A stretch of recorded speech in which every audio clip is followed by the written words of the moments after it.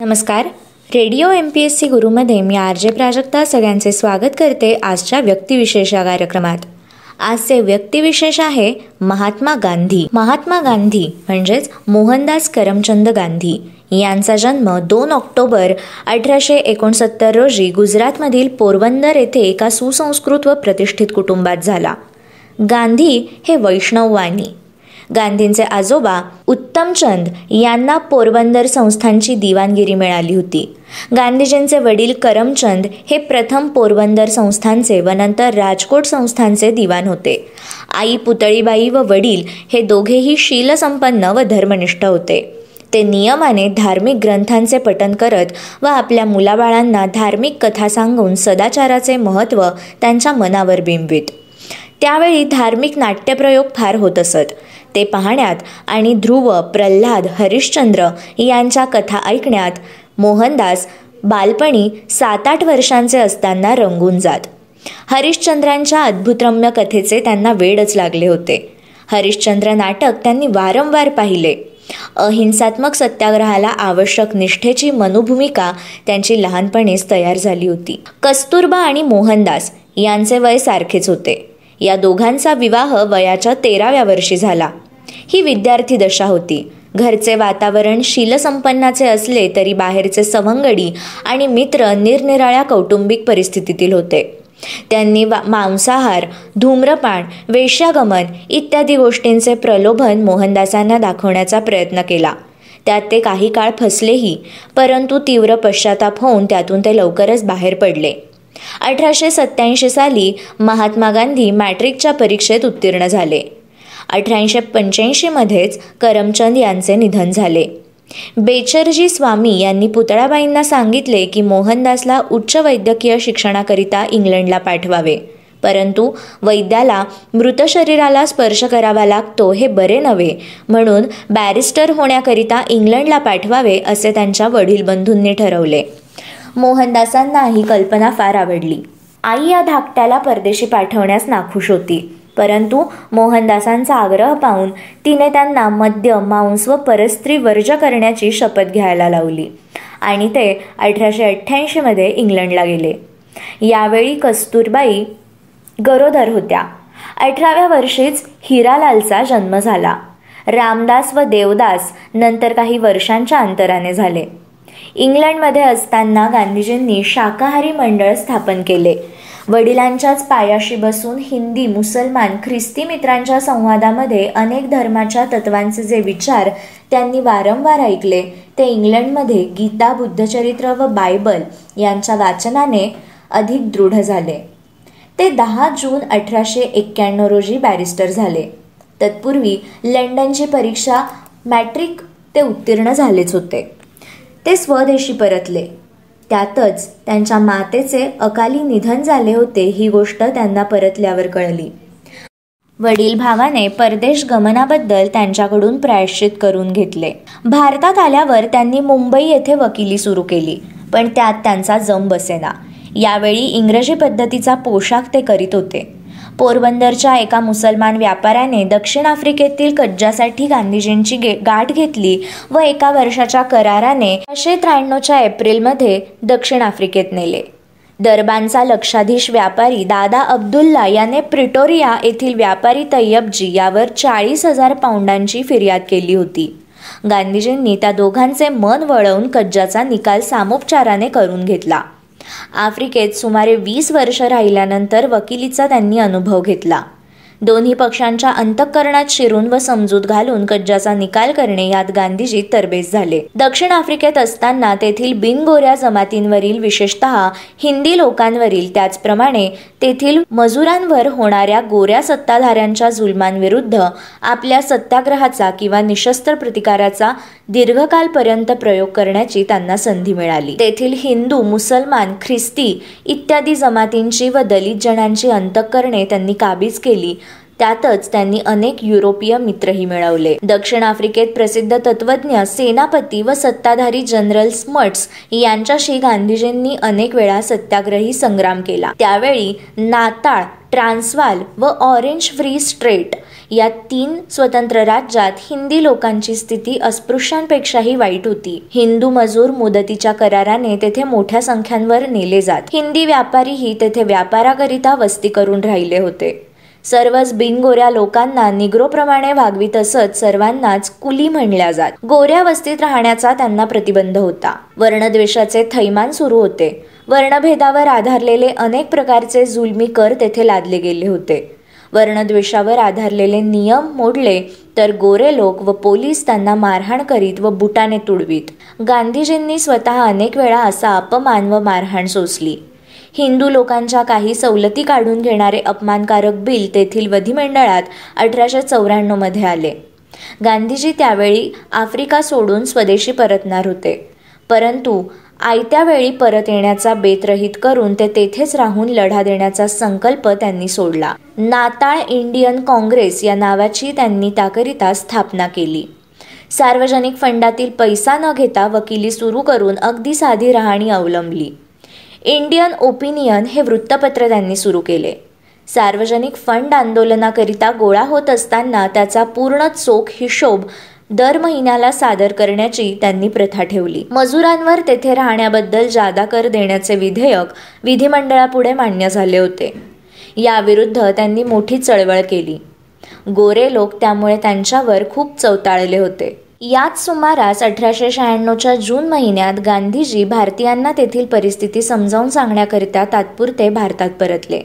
काही महिने भारतात राहून तेथील वृत्तपत्रात तेथील परिस्थितीबद्दल त्यांनी हृदयविदारक हकीकती प्रसिद्ध केल्या व दक्षिण आफ्रिकेत ते पुन्हा गेले. याच सुमारास बोअर युद्ध सुरू झाले. त्यात गांधीजींनी हिंदी लोकांचे शुश्रूषा पथक तयार करून दोन्ही बाजूंच्या गोऱ्या जखमी सैनिकांची सेवा केली. बोअर युद्धानंतर गांधीजींनी भारताला भेट दिली. 1903 साली गांधीजी पुन्हा आफ्रिकेस परतले. तेथील दडपशाहीच्या कायद्याविरुद्ध त्यांनी सत्याग्रहाची चळवळ उभारली. त्यात कस्तुरबांसह अनेक स्त्रियांनीही भाग घेतला आणि कारावास भोगला. काळ्या कायद्याविरुद्ध कायदेभंगाच्या चळवळीला 1907 मध्ये उग्र रूप आले. 1908 मध्ये शेकडो हिंदी लोकांना कारावासाच्या शिक्षा झाल्या. गांधीजींनाही सक्तमजुरीची शिक्षा झाली. या सत्याग्रहाचे पडसाद आफ्रिकेप्रमाणेच इंग्लंड व हिंदुस्थान येथे येऊ म्हटले. 1912 साली गोपाळकृष्ण गोखले हे जनरल स्मट्सने काळा कायदा रद्द करावा म्हणून आफ्रिकेत गेले. तेव्हापासून गांधी व गोखले यांचा स्नेह जमला. गोखले यांना गांधींनी आपले राजकीय गुरु म्हणून अत्यंत पूज्य मानले. 18 डिसेंबर 1913 रोजी गांधीजींनी स्मट्सने बंधमुक्त केले व 21 जानेवारी 1914 रोजी वर्णविद्वेषाच्या कायद्याच्या बाबतीत गांधीजी व स्मट्स यांच्यात तडजोड झाली. आफ्रिकेतील त्यांच्या 20 वर्षांच्या वास्तव्यात त्यांनी रस्किनचे अनटू धिस लास्ट, टॉल्स्टॉयचे किंगडम ऑफ गॉड व थोरोचे निबंध वाचले. रस्किनच्या पुस्तकाचे त्यांनी सर्वोदय म्हणून गुजरातीत भाषांतर केले. दरबान शहराजवळ सुमारे 40 हेक्टर जमीन खरेदी करून फिनिक्स आश्रम त्यांनी स्थापन केला. तेथूनच ते इंडियन ओपिनियन हे साप्ताहिक प्रसिद्ध करून छापू लागले. गांधीजी स्वतः शेतकाम करीत, छापखान्यात यंत्रे फिरवीत. नंतर त्यांनी जोहान्सबर्गजवळ 440 हेक्टर जागेत टॉल्स्टॉयचा फार्म स्थापन केला. 1913 मधील सत्याग्रह आंदोलनाची छावणी तेथेच पडली होती. त्यापूर्वी त्यांनी 1908 साली लंडनहून दक्षिण आफ्रिकेस परत जात असताना हिंद स्वराज्य हे पुस्तक प्रश्नोत्तर स्वरूपाने लिहून प्रसिद्ध केले. या पुस्तकात यांत्रिक उद्योगाने माणसाचा ऱ्हास होत चालला आहे हा विचार त्यांनी मांडला आहे. गांधीजी दक्षिण आफ्रिकेला कायमचा रामराम ठोकून इंग्लंड मार्गे 9 जानेवारी 1915 रोजी मुंबईत परत आले. नामदार गोखले यांनी भारतात गेल्यावर 1 वर्षापर्यंत सार्वजनिक चळवळीत न पडता केवळ तटस्थपणे परिस्थिती समजावून घ्या असे त्यांना बजावून सांगितले होते. मुंबई, मद्रास इत्यादी शहरांमध्ये त्यांच्या सत्काराच्या सभा झाल्या.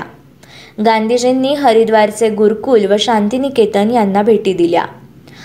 हरिद्वार येथे कांगडी गुरुकुलाचे आचार्य श्रद्धानंद यांची त्यांना गाठ पडली. त्यांनीच प्रथम गांधीजींचा महात्मा म्हणून निर्देश करून गौरव केला. अहमदाबाद येथे साबरमती तीरावर 25 मे 1915 रोजी सत्याग्रहाश्रम गांधीजी यांनी स्थापन केला. आश्रमात राहणाऱ्या एका अस्पृश्यामुळे अहमदाबाद येथील व्यापाऱ्यांनी आश्रमास देणग्या देण्याचे बंद केले.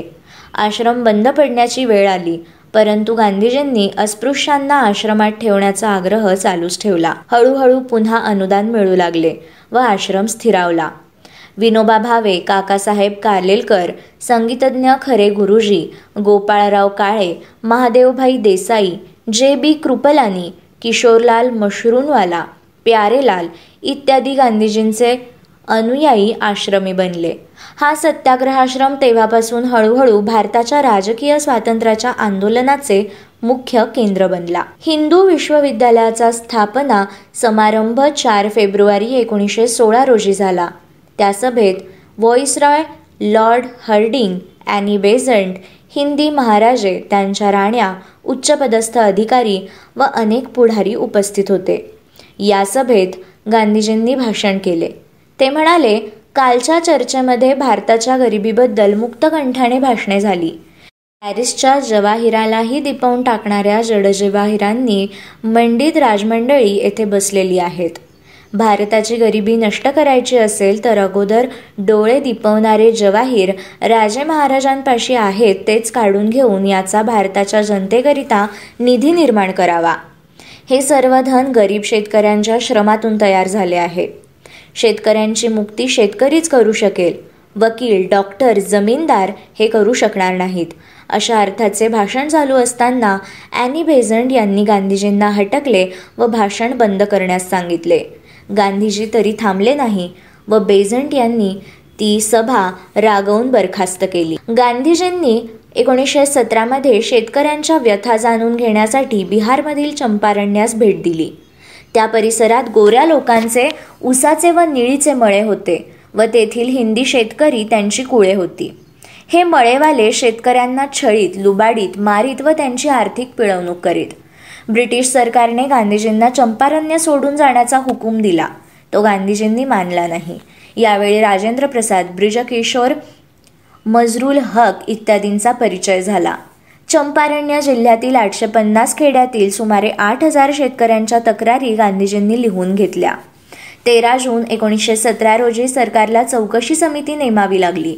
समितीच्या शिफारसींप्रमाणे सरकारने शेतकऱ्यांकडून खंड कमी घेतला जाईल, वेठबिगार रद्द होतील व इतर जुलमी प्रकार होणार नाहीत असे 18 ऑक्टोबर रोजी जाहीर केले. चंपारण्य सत्याग्रहामुळे गांधीजींचे भारतीय नेतृत्व चमकू लागले. त्यानंतर अहमदाबादच्या मजुरांच्या तुटपुंजा पगाराचा प्रश्न उत्पन्न झाला. युद्धजन्य महागाई शिगेस पोहोचली होती. मजुरांचा 70% बोनस गिरणीवाल्यांनी रद्द करण्याचे जाहीर केले. सुमारे 80,000 मजुरांनी सत्याग्रह करण्याचा बेत केला. 22 दिवस संप चालला. गांधींनी मजुरांचा संप टिकवण्यासाठी उपोषण केले. 3 दिवसात या संपाला यश आले.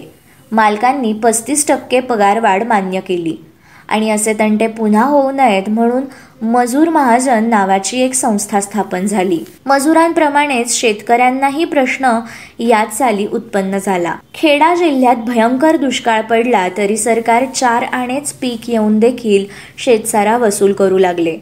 गांधीजींनी करबंदीची चळवळ हाती घेतली व चळवळ पसरू लागली म्हणून सरकार नमले व शेतसारा माफ झाला. पहिल्या युद्धात भारतीयांनी मित्र राष्ट्रांना मदत करावी म्हणून 1917 साली व्हॉइसरॉय लॉर्ड चेम्सफर्ड याने भारतीयांची परिषद बोलावली. त्या परिषदेत गांधीजींनी हिंदीमध्ये भाषण करून सैन्य भरतीला पाठिंबा दिला. या बाबतीत लोकमान्य टिळकांचे असे म्हणणे होते की भारतीयांना स्वराज्याच्या अधिकारांचे आश्वासन मिळाले तरच सैन्य भरतीला पाठिंबा द्यावा. गांधीजींनी बिनशर्तच पाठिंबा दिला होता. दक्षिण आफ्रिकेतील चळवळीपासून गांधीजींचा व दीनबंधू C.F. अँड्र्यूज या ख्रिस्ती धर्मप्रचारकाचा स्नेह जमला होता. ब्रिटिश सरकारचे भारतातील प्रतिनिधी आणि गांधी यांच्यामधील अँड्र्यूज हे एक महत्त्वाचा दुवा बनले. सैन्य भरतीच्या प्रचाराकरिता देशभर फिरत असताना गांधीजींची प्रकृती अत्यंत परिश्रमाने ढासळली. अतिसाराचा विकार जडला. अंगात बारीक तापही सारखा राहू लागला. खेडा जिल्ह्याच्या सत्याग्रहापासून वल्लभभाई पटेल यांचा स्नेहसंबंध वाढू लागला होता. वल्लभभाई अहमदाबादला गांधीजींना भेटायला आले. वल्लभभाई पटेल यांनी औषधोपचार घ्यावा असा त्यांना आग्रह सुरू केला. सुप्रसिद्ध डॉक्टर कानुगा यांनी प्रकृतीत लवकर सुधारणा व्हावी म्हणून औषधे व इंजेक्शने घेण्याचा गांधीजी यांना आग्रह केला. तो गांधीजींनी नाकारला. एके दिवशी रात्री या दीर्घ आजारात गांधीजींना वाटू लागले की आपली अखेरची वेळ आली आहे. वल्लभभाई पटेलांनी पुन्हा डॉक्टर कानुगांना प्रकृती तपासण्यास बोलावले. त्यांनी नाडी तपासली. डॉक्टर म्हणाले, तशी भीती नाही, अत्यंत अशक्ततेमुळे मात्र मज्जातंतू क्षीण झाले आहेत. शेवटी एकच उपाय उपयोगी पडला. सर्व शरीराला बर्फाचा लेप केला गेला होता. गांधीजी या आजारातून बाहेर पडले. तेव्हापासून निसर्गोपचारावर त्यांची फार भिस्त.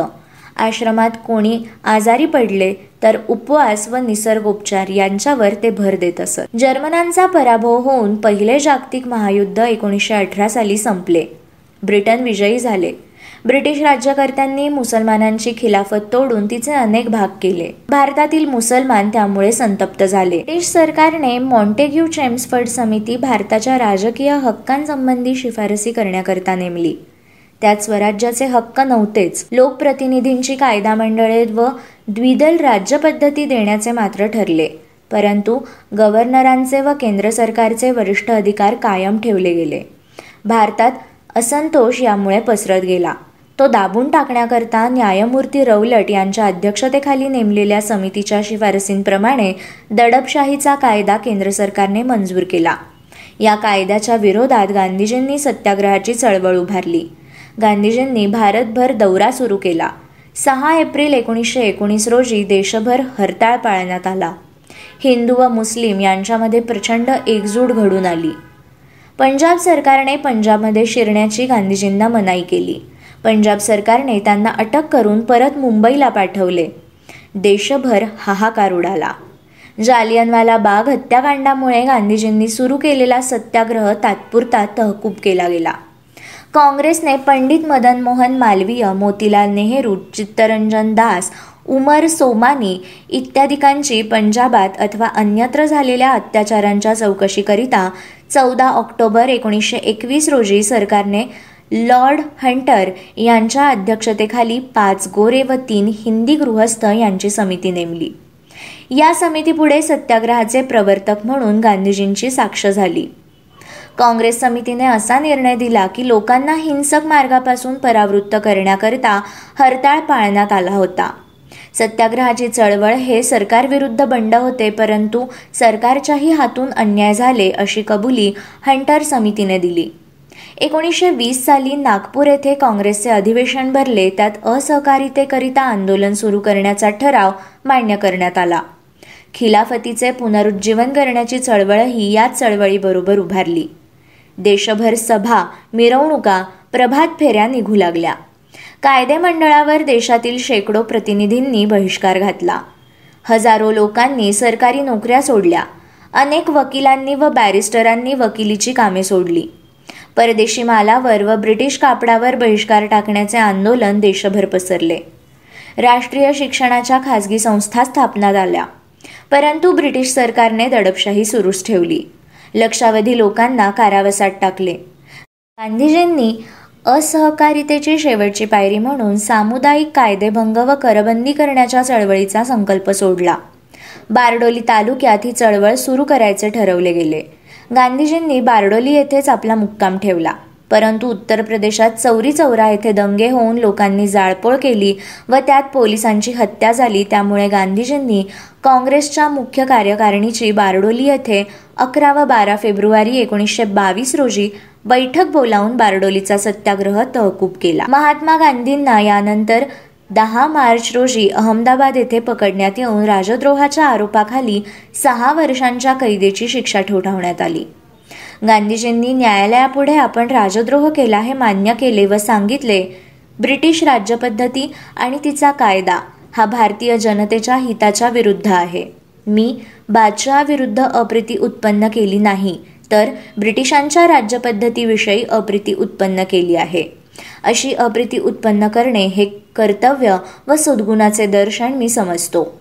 न्यायाधीश ब्रूमफिल्ड यांनी निकाल देताना सांगितले, तुमचे ध्येय उच्च व तुमचे वर्तन थोर साधूला शोभण्यासारखे आहे, परंतु तुमच्या सत्याग्रहाचा उद्देश उच्च व प्रयत्न अत्याचाराविरुद्ध असले तरीही अत्याचार घडले म्हणून मी तुम्हास मोठ्या खेदाने शिक्षा सुनावत आहे. 6 वर्षांच्या साध्या कैदेची मी शिक्षा फरमावतो. येरवडा जेलमध्ये गांधीजींना यानंतर रवाना केले गेले. तेथे 1924 साली त्यांचा आंत्रपुच्छ शोध हा विकार बळावला. त्यांच्यावर शस्त्रक्रिया करण्यात आली व 5 फेब्रुवारीला त्यांना मुक्त करण्यात आले. त्यानंतर गांधीजींनी ब्रिटिश राज्यकर्त्यांशी लढा न करता सामाजिक सुधारणांसारख्या विधायक कार्यक्रमांना वाहून घेतले. मोतीलाल नेहरू, चित्तरंजन दास, वल्लभभाई पटेल इत्यादी काँग्रेस नेत्यांनी स्वराज्य पक्ष स्थापून कायदेमंडळात स्वराज्याच्या हक्कांकरिता झगडायचे ठरवले. हिंदू मुस्लिम ऐक्य, अस्पृश्यता निवारण, खादी ग्रामोद्योग, गाव सफाई इत्यादी कार्यक्रम गांधीजींनी हाती घेतले. गांधीजींनी देशभर प्रवास करून प्रचार केला. राजगोपालचारी, जवाहरलाल नेहरू हे गांधीजींच्या विधायक कार्यक्रमात सहकार्य करू लागले आणि गांधीजींच्या कार्यक्रमाचे ते समर्थक बनले. काँग्रेसमधील M.R. जयकर, N.Ch. केळकर, मदन मोहन मालवीय इत्यादी मंडळी मुसलमानांचे मन वळवणे अशक्य आहे असे म्हणून हिंदू महासभेकडे वळली. काँग्रेसमधील अनेक मुसलमान नेते, बॅरिस्टर जिना, सर अली इमाम यांनी डिसेंबर 1925 मध्ये अलीगड येथे मुस्लिम लीगचे अधिवेशन भरवून मुस्लिमांची एक राजकीय फळी उभी केली. भारतातील राजकीय असंतोष केंद्राच्या व प्रांतांच्या विधिमंडळात शिरलेल्या स्वराज्य पक्षाच्या द्वारे वारंवार प्रकट होऊ लागला. हे पाहून नवे आंदोलन उद्भवण्याच्या अगोदरच राजकीय स्वनिर्णयाचे हक्क वाढावे म्हणून ब्रिटिश राज्यकर्त्यांनी सायमन आयोग नेमण्याचे ठरवले. 3 फेब्रुवारी 1928 रोजी सायमन आयोग मुंबई बंदरात उतरला. तेव्हापासून त्याविरुद्ध निदर्शने सुरू झाली. देशभर ब्रिटिश विरोधी निदर्शनांचे थैमान सुरू झाले. काँग्रेसने सायमन आयोगावर बहिष्कार घालण्याचा निर्णय घेतला होता. लाहोरला लाला लजपत राय व लखनौला जवाहरलाल नेहरू यांच्यावर उग्र निदर्शने चालू असताना लाठी हल्ला झाला. लाला लजपत राय या लाठी हल्ल्याने उत्पन्न झालेल्या दुखण्यातच कालवश झाले. भारताचे राजकीय वातावरण तप्त झाले. हे पाहून पंडित जवाहरलाल नेहरू व सुभाषचंद्र बोस यांनी काँग्रेसचे उद्दिष्ट संपूर्ण स्वातंत्र्य हे जाहीर करण्याचे ठरवले. गांधी साम्राज्याअंतर्गत स्वराज्याचे समर्थक होते. या दोघांना त्यांनी आश्वासन दिले की 31 डिसेंबर 1929 पर्यंत साम्राज्याअंतर्गत स्वराज्य मिळाले नाही तर मी संपूर्ण स्वातंत्र्यवाला होईल. त्याच सुमारास भगतसिंग सशस्त्र क्रांतिकारकांच्या हालचाली सुरू झालेल्या गांधीजींच्या लक्षात आल्या. लॉर्ड आयर्विन यांच्या आगगाडीखाली नवी दिल्ली स्टेशनजवळ बॉम्बस्फोट झाला. भारताच्या राजकीय चळवळीला हिंसक वळण मिळणार असे दिसू लागले. ते टाळण्याकरिता गांधीजींनी 1930 साली सविनय कायदेभंगाची घोषणा केली. 12 मार्च 1930 रोजी सकाळी 6:30 वाजता साबरमती आश्रमातून गांधीजींनी स्वराज्य मिळवल्याशिवाय परत येणार नाही अशी प्रतिज्ञा करून समुद्र किनाऱ्यावरील दांडीकडे मिठाचा कायदा तोडण्याकरिता 72 सत्याग्रही वीरांसह यात्रा सुरू केली. 6 एप्रिलला यात्रा संपली. गांधीजींनी बेकायदेशीर रीतीने मीठ गोळा केले.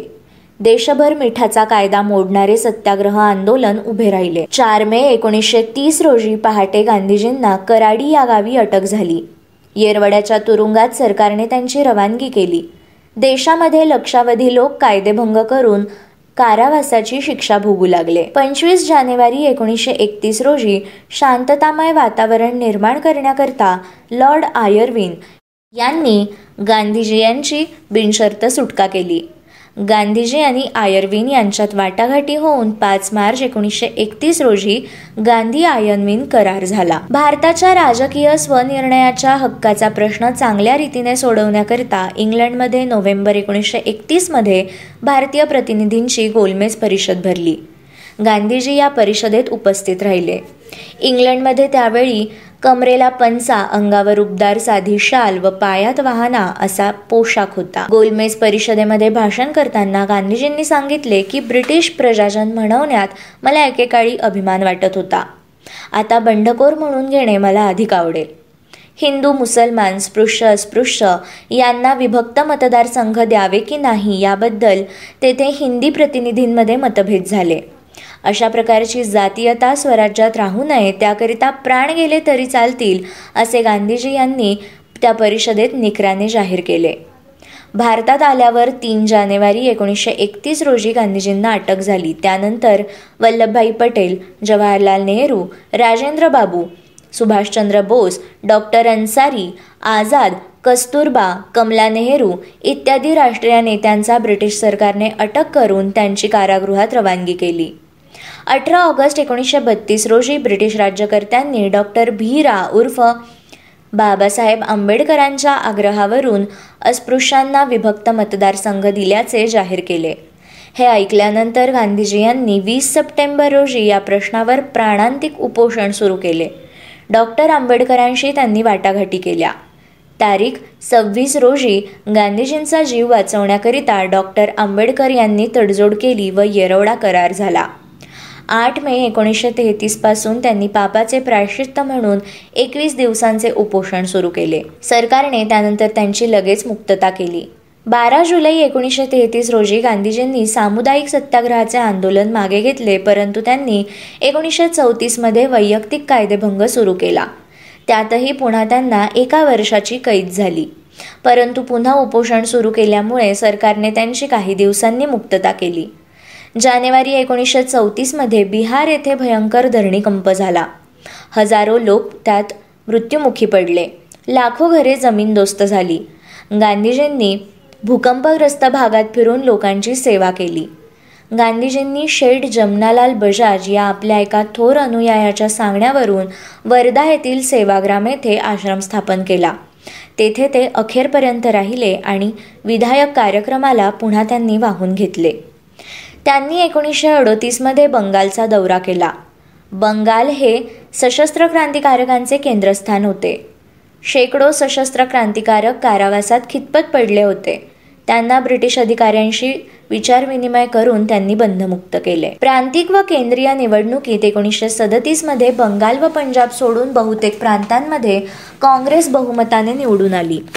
7 प्रांतांमध्ये काँग्रेस मंत्रिमंडळाचे राज्य सुरू झाले. दुसरे जागतिक महायुद्ध 1939 मध्ये सुरू झाले.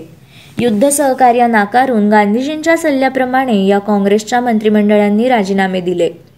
बॅरिस्टर जिनांच्या सल्ल्यानुसार मुस्लिम लीगने काँग्रेस मंत्रिमंडळ बरखास्त झाल्यामुळे देशभर मुक्ती दिन साजरा केला.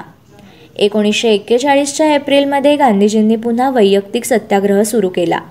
भारतात शांतता नांदावी व युद्ध प्रयत्न सहाय्य व्हावे म्हणून 11 मार्च रोजी भारताला स्वराज्याचे हक्क युद्ध संपल्याबरोबर द्यावेत असे चर्चिल यांच्या मंत्रिमंडळाने ठरवून सर स्टॅफर्ड क्रिप्स यांचा आयोग भारताकडे पाठवला.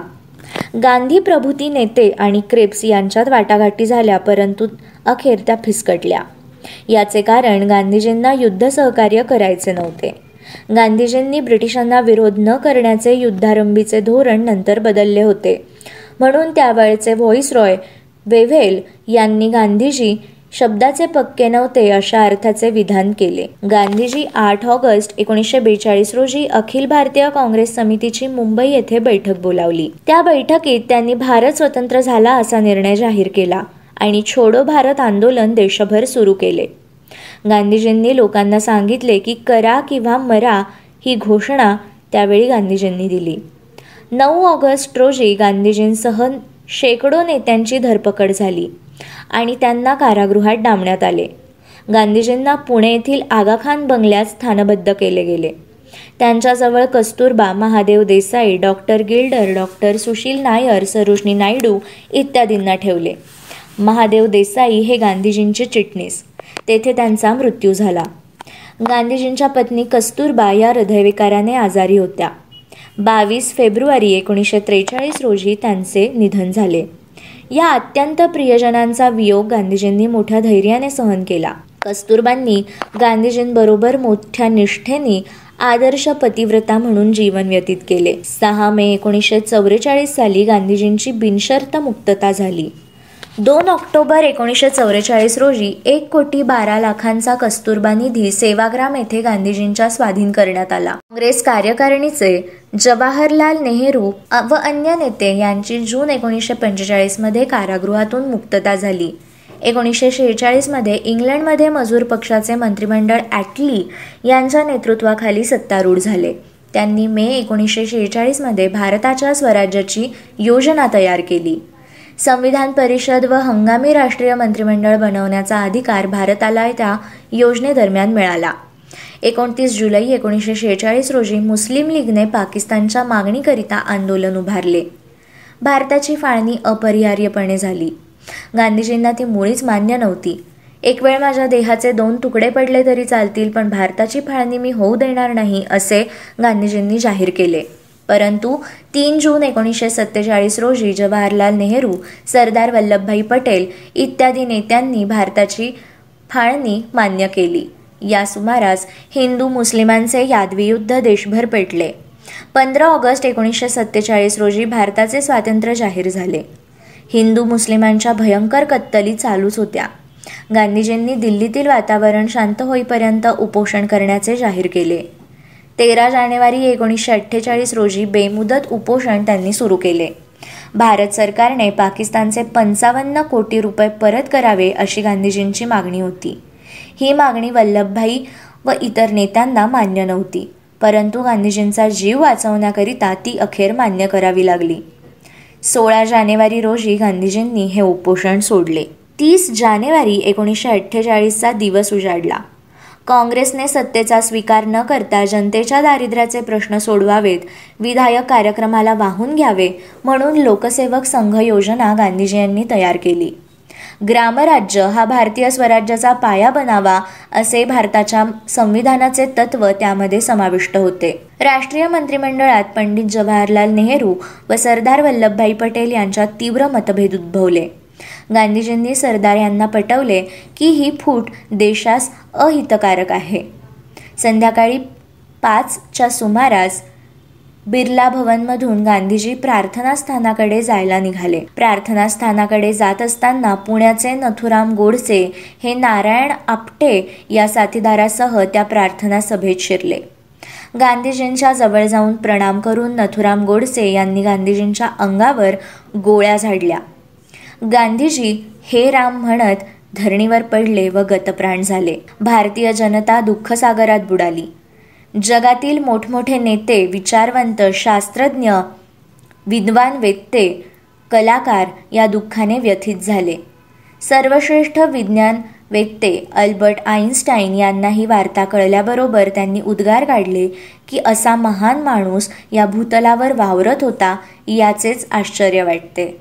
अनेक तत्ववेत्यांनी म्हटले की मानवजातीला पापमुक्त करणारा व शांततेचे मानवी विश्व भविष्यकाली निर्माण होईल अशी आशा निर्माण करणारा हा माणूस होता. राष्ट्रपिता म्हणून सर्वश्रेष्ठ अद्वितीय बहुमान गांधीजी यांना प्राप्त झाला. आता आपण गांधीजी यांची वृत्तपत्रकार म्हणून भूमिका बघूया. गांधीजींनी आपल्या राजकीय विचारसरणीचा आणि तत्त्वज्ञानाचा प्रचार करण्याकरिता 7 एप्रिल 1919 पासून सत्याग्रही या संपादकीय नावाखाली सत्याग्रह नावाचे साप्ताहिक सरकारी परवान्याशिवाय प्रसिद्ध करण्यास सुरुवात केली. मुंबईस बॉम्बे क्रॉनिकल नावाचे दैनिक B.G. हर्निमन चालवत होते. गांधीजींनी त्यांचे संपादक व्हावे अशी त्यांना विनंती करण्यात आली. गांधींनीही नाखुशीने कबुली दिली, परंतु सरकारने ते दैनिक प्रकाशित करण्यास मनाई केली. गांधीजींच्या ते पथ्यावर पडले. काही गुजराती मंडळींनी यंग इंडिया हे नियतकालिक सुरू केले होते. त्याचे संपादक व्हावे अशी गांधीजींना विनंती करण्यात आली. यंग इंडिया हे इंग्रजी व नवजीवन ही गुजराती हे नियतकालिके 1919 पासून गांधीजींच्या संपादकत्वाखाली प्रसिद्ध होऊ लागली. नवा विचार, नवी भाषा, नवी वृत्तपत्र पद्धती आणि कसल्याही जाहिराती नसणे ही या नियतकालिकांची वैशिष्ट्ये होती. ना नफा ना तोटा या पद्धतीने ही प्रकाशने चालू राहिली. चरखा व स्वदेशी, हरिजन सेवा, सत्याग्रहाचे व असहकारितेचे आंदोलन, आध्यात्मिक जीवन पद्धती, अहिंसेचा महिमा, ग्रामोद्योग, हिंदू मुस्लिम ऐक्य, अस्पृश्यता निवारण इत्यादी विषयांवर सुंदर इंग्रजीत व गुजरातीमध्ये लेखन प्रसिद्ध होऊ लागले. गांधीजींच्या शैलीतून वाचकांना विलक्षण प्रेरणा मिळत होती. 11 फेब्रुवारी 1933 रोजी हरिजन हे इंग्रजी साप्ताहिक गांधीजींनी सुरू केले. त्यावेळी ते येरवडा तुरुंगात होते. हरिजनची हिंदी आवृत्तीही निघू लागली. त्या दरम्यान यंग इंडिया हे नियतकालिक बंद झाले. 8 ऑगस्ट 1942च्या चळवळीत गांधीजींना अटक झाल्यावर हरिजन वृत्तपत्रही बंद पडले. 10 फेब्रुवारी 1946 रोजी पुन्हा त्याचे प्रकाशन सुरू झाले. गांधी निधनानंतर 15 फेब्रुवारी 1948 रोजी हरिजन हे पत्र प्रकाशित होण्याचे बंद झाले. यानंतर साहित्यिक या भूमिकेत गांधीजी कसे होते हे आपण बघूया. उत्कट कथनेच्छा हा गांधीजींच्या गुजराती व इंग्रजी लेखनाचा प्रमुख हेतू असल्यामुळे त्यांचे लेखन अत्यंत प्रभावी, हृदयस्पर्शी आणि साहित्य गुणांनी युक्त ठरले होते. साहित्यात भाषेची स्वाभाविकता व हृदयाचा प्रामाणिकपणा महत्त्वाचा असल्याने त्यांनी 12व्या गुजराती साहित्य संमेलनाच्या अध्यक्षीय भाषणात प्रतिपादन केले होते. सत्यना प्रयोगो अथवा सत्याचे प्रयोग हे त्यांचे आत्मकथन 1927 साली प्रसिद्ध झाले. हे त्यांचे विश्वविख्यात आत्मचरित्र म्हणजे आत्मचरित्र लेखनाचा एक चांगला नमुना आहे. या आत्मचरित्राची आजवर अनेक देशी आणि विदेशी भाषांमध्ये भाषांतरे झालेली आहेत. गुजराती गद्याला त्यामुळे नवे सामर्थ्य प्राप्त झाले. गुजराती भाषेचा पहिला प्रमाणभूत शब्दकोश तयार करून गांधीजी यांनी अशुद्ध लेखनाच्या अराजकतेपासून गुजराती भाषेला वाचवले. इतकेच नव्हे तर गुजराती भाषा साहित्याचा दर्जा वाढवण्यासाठी त्यांनी आपल्या सहकाऱ्यांच्या मदतीने अहमदाबाद येथे गुजरात राष्ट्रीय विद्यापीठाची 1920 साली स्थापना केली. गांधीजींचा गुजराती भाषा साहित्यावरील प्रभाव फार मोठा आहे आणि त्यामुळेच गुजराती साहित्याच्या इतिहासात गांधी युग असा स्वतंत्र कालखंड मानला जातो.